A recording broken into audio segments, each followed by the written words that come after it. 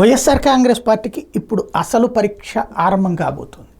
అది గ్రామీణ ప్రాంతాలలో ఉన్నటువంటి నాయకులని కాపాడుకోవడం అన్నట్టు. ఒక రకంగా అదృష్టం ఏంటంటే భారతీయ జనతా పార్టీ రాష్ట్ర నాయకత్వం ఎవరిని చేర్చుకోకూడదు అనుకుంది. ఒక 6 నెలల దాకా చూద్దాం, ఆ తర్వాత ఎవరికి ఏ ఇష్యూ లేనటువంటి వాళ్ళని చేర్చుకుందాం అనుకుంది.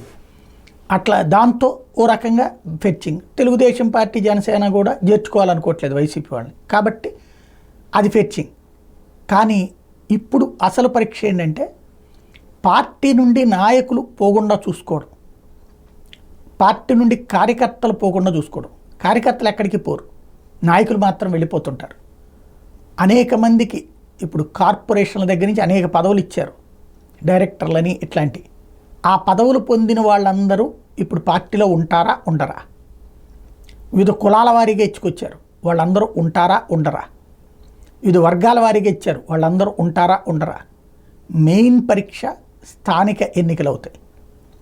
అదే సందర్భంలో వలసలు పోకుండా కాపాడుకోవడం అన్నటువంటి.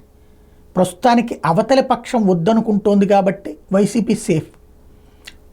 తలుపులు తెరిస్తే అవతల పక్కన ఎలా ఉంటుందో తెలియదు.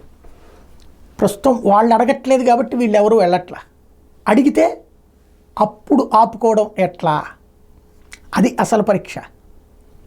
వాళ్ళు రండి మీరు అంటే ఇప్పుడు ప్రస్తుతం ఏంటంటే ఎక్కువైపోయారు కాబట్టి 164 మంది అక్కడే ఉన్నారు కాబట్టి వీళ్ళని తీసుకుని ఏం చేయాలి అన్నటువంటి రూట్ ఉంది.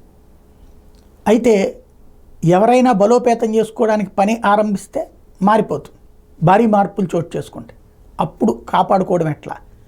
రెండవది, ఇప్పుడు డిమోరలైజ్ అయినటువంటి క్యాడర్ని ఇప్పటికీ గెలుపుకి సంబంధించిన కారణాలని ఏంటి అని ఆలోచించుకుంటున్నటువంటి వాళ్ళకి ఒక పెద్ద ప్రశ్నే.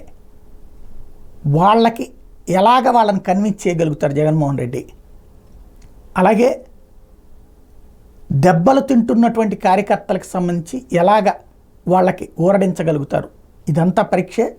ప్రతిపక్షం ఎప్పుడూ కూడా పరీక్షే. అధికార పక్షంలోకి వచ్చినటువంటి సందర్భంలోనే ఈ పరీక్షకి గెలిచినట్టు. మరి అది సాధ్యమవుతుందా లేదా అన్నది కాలం డిసైడ్ చేయాలి.